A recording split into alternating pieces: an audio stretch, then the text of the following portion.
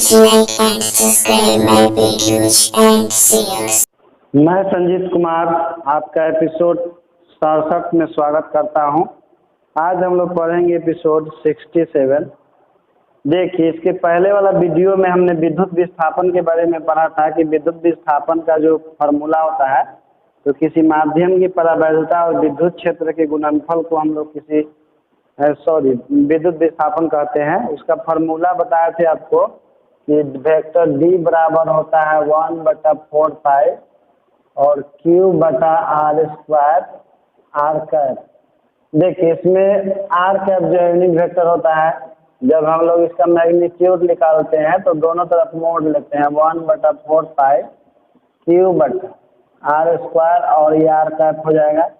तो mode of D vector D का value तो डी हो जाएगा, 1/4 पाई जो है वो आपको वही रह जाएगा 1/4 पाई और Q बाई आर स्क्वायर भी जस्ट का तस रह जाएगा। और आर कैप यूनिट वेक्टर इसका मान 1 होता है, मैग्नीट्यूड 1 होता है उसका, तो उसका 1 से इंटू हो जाएगा, जितना हो जाएगा इसका परिमाण।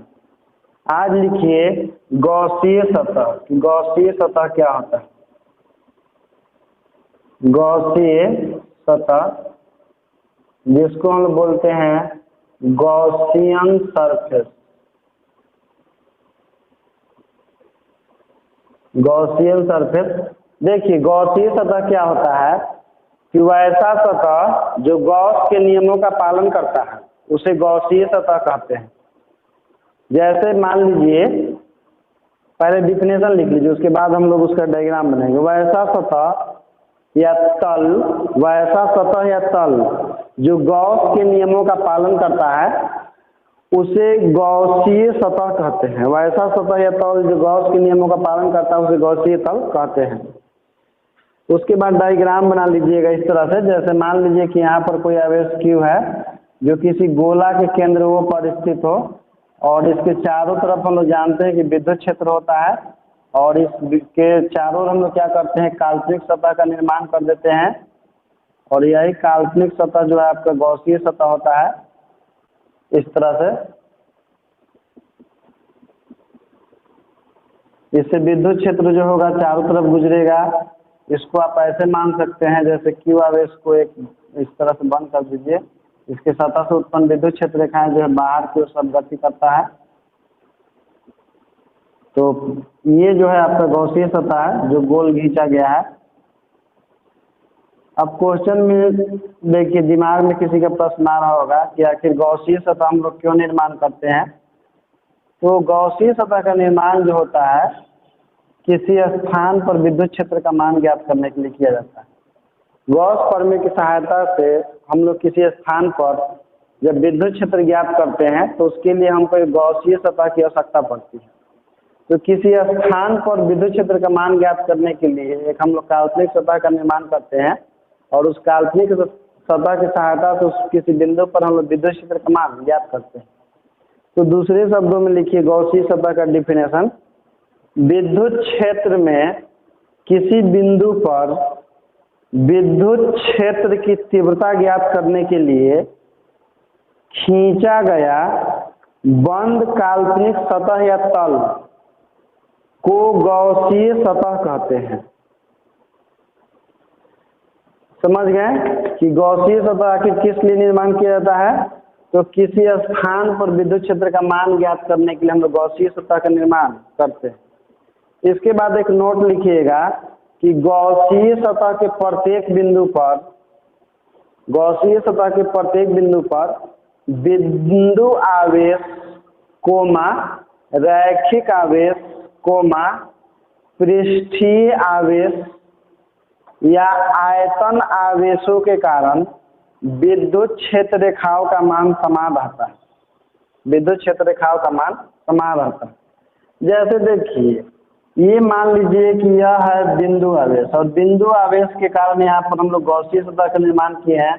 कि गॉसीय सतह के प्रत्येक बिंदु पर विद्युत क्षेत्र रेखा का मान एक समान होता है, चाहे वो बिंदु आवेश रहे, चाहे आपका आवेश रैखिक आवेश रहे या आपका आयतन आवेश रहे या पृष्ठ आवेश रहे। गॉसीय सतह के प्रत्येक बिंदु पर विद्युत क्षेत्र रेखाओं का मान एक समान होता है।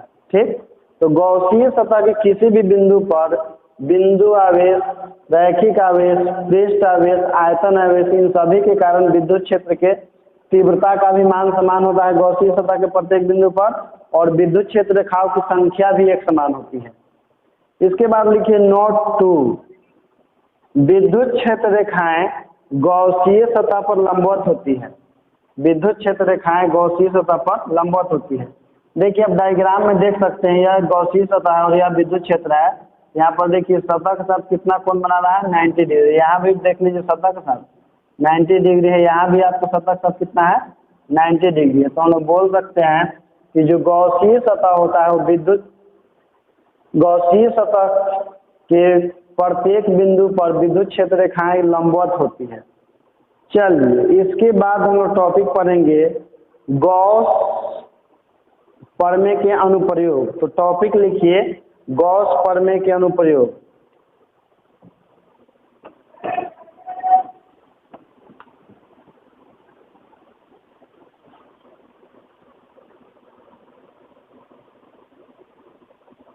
गॉस प्रमेय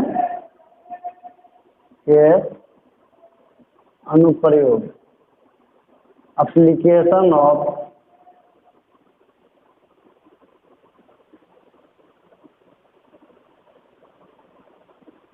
गॉस थ्योरम।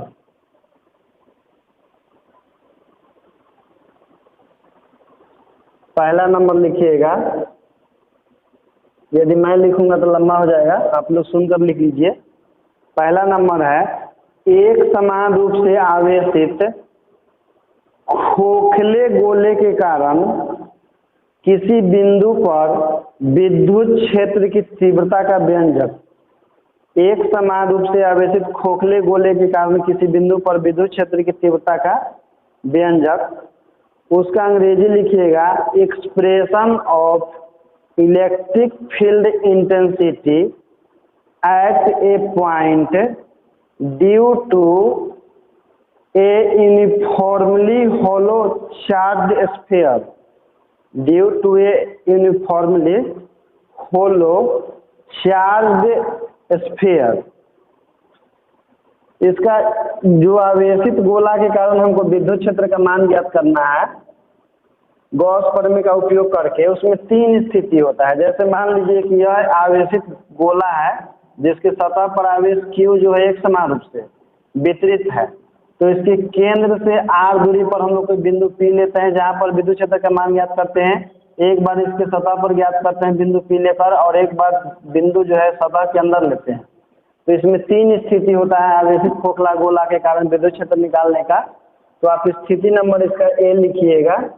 स्थिति नंबर में लिखिएगा कि जब बिंदु गोले के बाहर स्थित हो, जब बिंदु गोले के बाहर स्थित हो, when the point is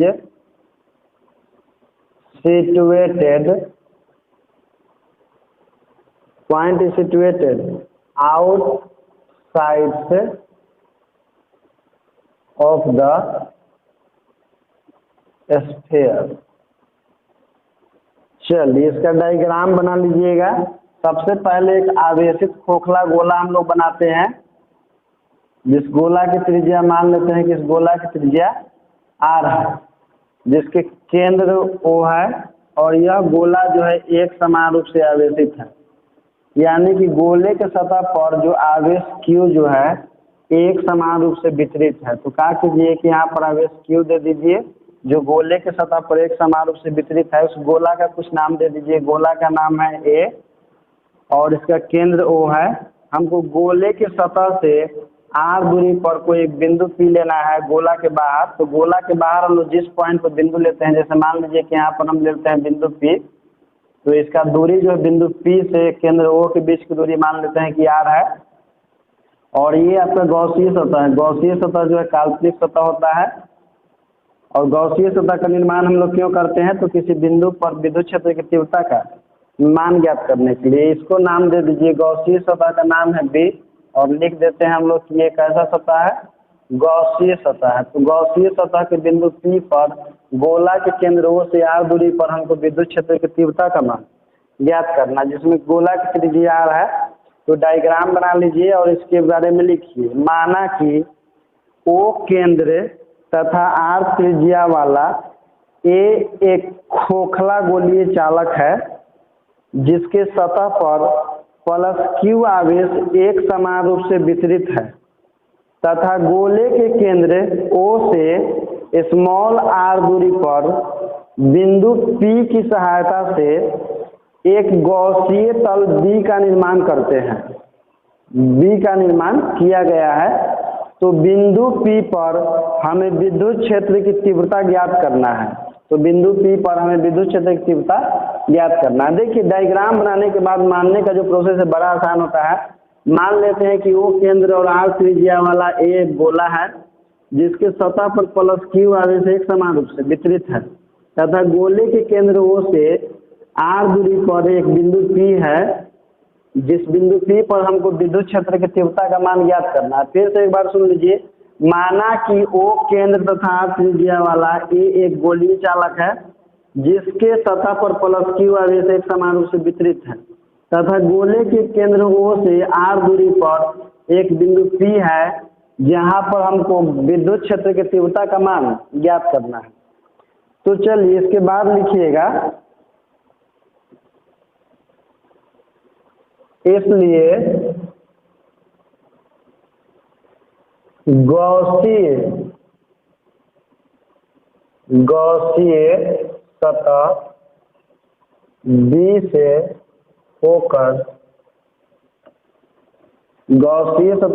होकर गुजरने वाला कुल विद्युत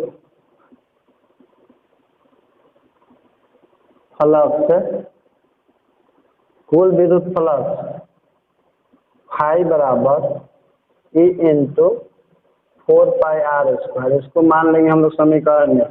देखिए ऐसा इसलिए लिखे हैं क्योंकि गॉसीय सतह जो है आपका गोलाकार है और किसी भी गोले से गुजरने वाला विद्युत फ्लक्स का मान होता है विद्युत क्षेत्र इंटू इसका एरिया। तो देखिए तो इसकी गॉसीय सतह का त्रिज्या r है तो इसका क्षेत्रफल कितना होगा 4πr²। तो E इंटू ए का मान कितना होगा 4πr²। तो गॉसीय सतह से गुजरने वाला फ्लक्स का मान हम निकाल लिए। अब इसके बाद क्या लिखते हैं कि तथा गॉस के प्रमेय से गॉसीय सतह B से होकर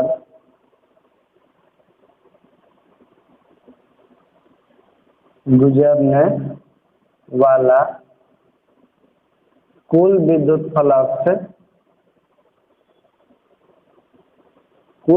फ्लक्स फाई बराबर Q/ε0।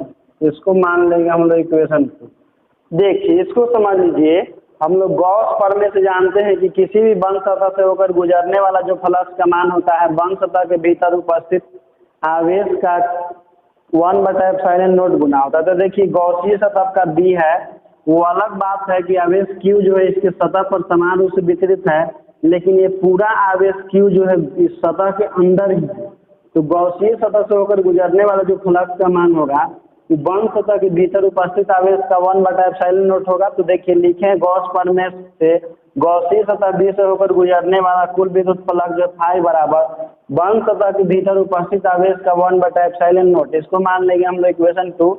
इसके बाद देखिए क्या करते हैं कि समीकरण 1 एवं समीकरण 2 से, तो समीकरण 1 एवं समीकरण 2 से लिख देंगे। तो समीकरण 1 एवं 2 से कितना हो जाएगा E इंटू 4πr² बराबर हो जाएगा 5Q/ε0।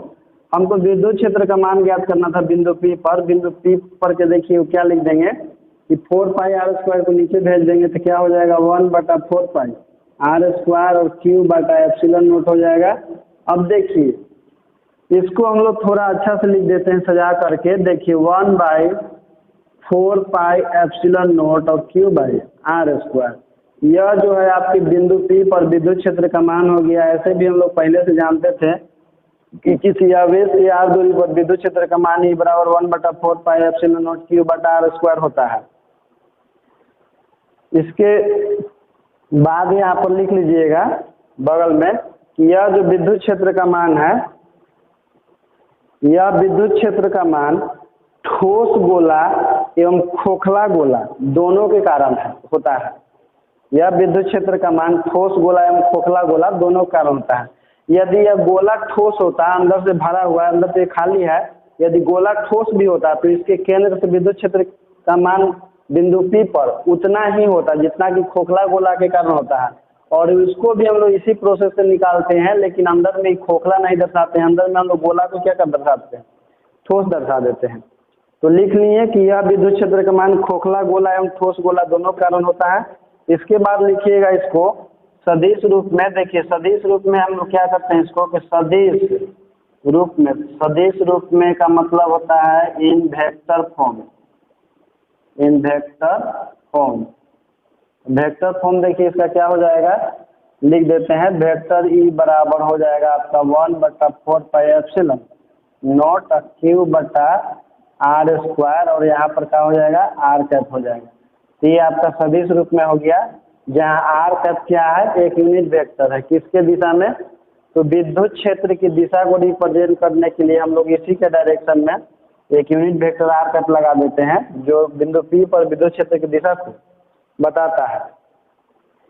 इसके बाद एक नोट लिखिएगा, नोट है कि यदि आवेश प्लस Q को गोले के केंद्र पर रखा जाए तो केंद्र से स्मॉल r दूरी पर विद्युत क्षेत्र का मान उतना ही होगा जितना कि आवेश Q को सतह पर रखने से होता है।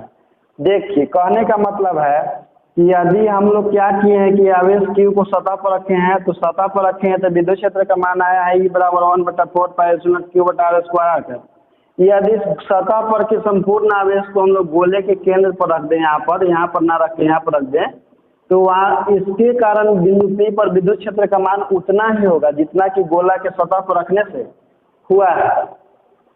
इसके बाद लिख लीजिएगा नोट नंबर 2, यदि गोलाकार चालक के पृष्ठ पर, यदि गोलाकार चालक के पृष्ठ पर, नोट नंबर 2 लिखिए, यदि गोलाकार चालक के पृष्ठ पर आवेश का पृष्ठ घनत्व सिग्मा हो, यदि गोलाकार चालक के पृष्ठ पर आवेश का पृष्ठ घनत्व सिग्मा हो, तो सिग्मा बराबर Q बटा 4 पाई आर स्क्वायर। देखिए हम लोग जानते हैं कि आवेश का पृष्ठ घनत्व होता है आवेश बटा एरिया। तो देखिए तो इस गोला का एरिया कितना होगा, 4 पाई आर स्क्वायर होगा। तो हम लोग क्या लिख सकते हैं, Q बटा 4 पाई आर स्क्वायर। इसके बाद इसी में लिखिएगा, हम लोग इससे Q का वैल्यू निकालेंगे तो Q का वैल्यू कितना आ जाएगा, sigma into 4 pi R square हो जाएगा। और देखिए चूंकि हम लोग अभी निकालने हैं कि E बराबर कितना होता है 1/4 पाई एप्सिलॉन नॉट और Q बटा आर स्क्वायर होता है। हम लोग इसमें क्या करेंगे कि 1/4 पाई एप्सिलॉन नॉट को ज्यों का त्यों छोड़ देंगे, और Q का जो मान है sigma into 4 pi R square, इसको पुट कर देंगे और बटा में आर स्क्वायर। देखिए 4 पाई से 4 पाई कैंसिल हो जाएगा, तो आपका विद्युत क्षेत्र का जो मान है हो जाएगा sigma into sigma by epsilon note और इंटू आर स्क्वायर बटा आर स्क्वायर। यानी कि आवेशित गोला के कारण, आवेशित खोखला गोला के कारण या ठोस गोला के कारण बाहरी बिंदु पर विद्युत क्षेत्र का मान एक तो formula 1/4 pi epsilon not Q बटा आर स्क्वायर होता है, और एक दूसरा फार्मूला आ गया सिग्मा बटा एप्सिलॉन नॉट आर स्क्वायर बटा आर स्क्वायर। जहाँ बड़ा वाला जो आर है तो गोला की त्रिज्या है, और छोटा वाला आर जो है गोला के केंद्र से बिंदु के बीच की दूरी है। तो इस फार्मूला को भी ध्यान में रखिएगा, जो ऑब्जेक्टिव में एग्जाम में बहुत पूछता है। तो इस वीडियो में इतना ही, अगला वीडियो में हम लोग इसका B नंबर स्थिति पढ़ेंगे।